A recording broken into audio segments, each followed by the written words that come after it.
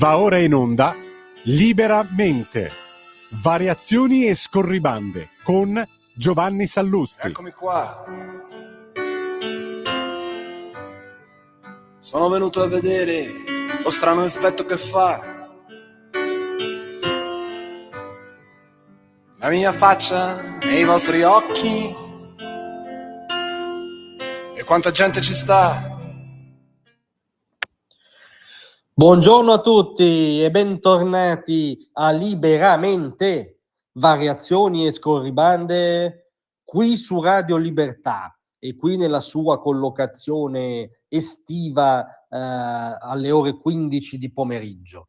Oggi è una giornata ovviamente importantissima, stradecisiva, può essere il secondo tempo di un processo storico innescato in Alaska, perché come sapete tutti Volodymyr Zelensky e i leader europei si stanno recando, anzi molti di loro sono ovviamente già atterrati a Washington per vedere Donald Trump, per relazionarsi con Donald Trump, per capire la quadra diplomatica ottenuta da Donald Trump e valutare quali e quanti passi in avanti si possono fare. Ecco, di fronte a questo ordine del giorno, che poi è davvero l'ordine della storia che si fa, nel nostro piccolo ci viene da dire e da condividere un piccolo grande consiglio metodologico.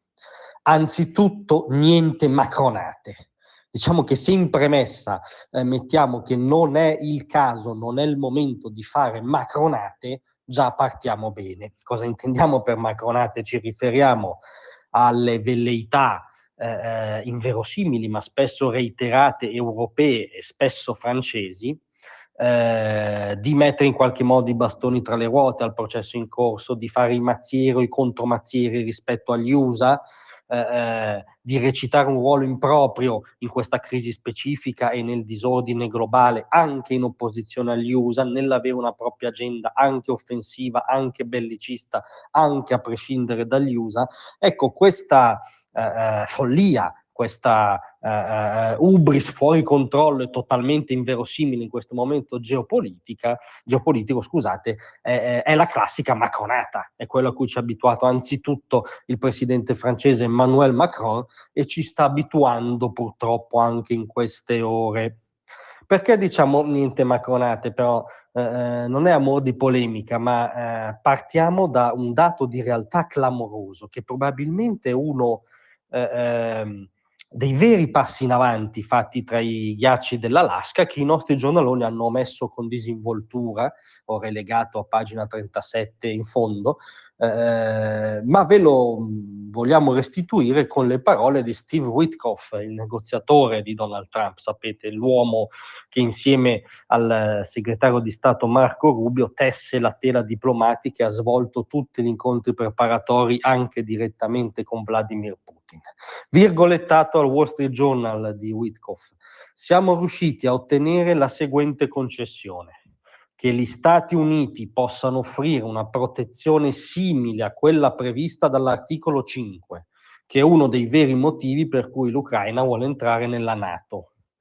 È la prima volta che Putin accetta robuste garanzie di sicurezza per l'Ucraina. È una svolta. E certo che è una svolta. Se questo è uno degli elementi sul tavolo, è una svolta clamorosa, storica, simbolica, militare, è un vero e proprio game change, se e lo dice Witkoff ed è riferito da tutti i media americani, compresi moltissimi, diciamo, non allineati all'amministrazione Trump. Se questo è uno degli elementi sul tavolo, siamo assolutamente di fronte a una svolta, cioè questo è l'elemento che giustifica e dal punto di vista di chi vi parla rende addirittura un danno residuale, secondario, la cessione di territori. Cioè, sia chiaro, a me non piace la cessione di territori di uno Stato-nazione sovrano in conseguenza di un'aggressione unilaterale.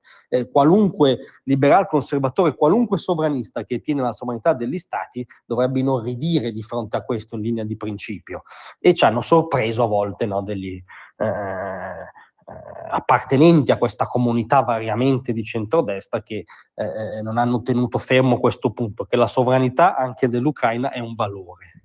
poi c'è la storia che si fa, poi c'è la realtà, ci sono le priorità geopolitiche, c'è la guerra che macella quotidianamente. Allora, se sostanzialmente la cessione di parte o di gran parte del Donbass sta sul tavolo negoziale di fronte a un articolo 5 ritagliato ad hoc sull'Ucraina, è ovvio che ha ragione Witkoff, è ovvio che è una svolta storica da cogliere, ed è peraltro la posizione portata avanti non da oggi dal nostro governo, che è stato il primo tra i governi europei, mentre i volonterosi spolveravano le uniformi per la loro inverosimile cavalcata verso Mosca. Già un francese molto più illustre di Macron non riuscì in questa cavalcata.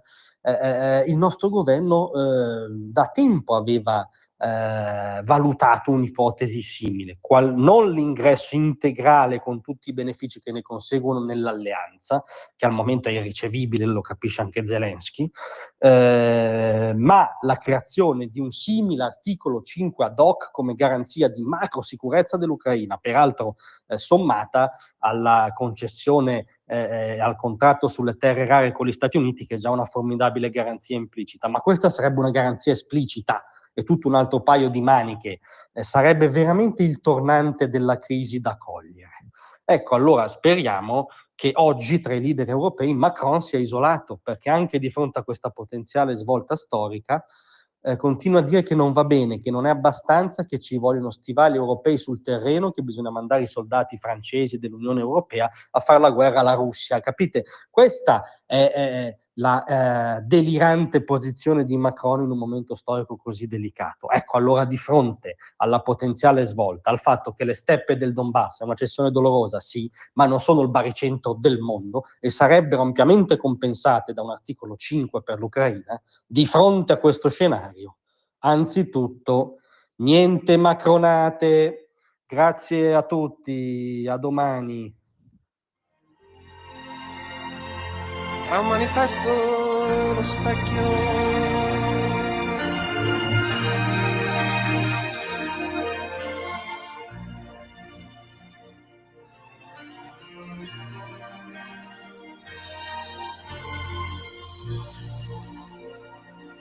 Avete ascoltato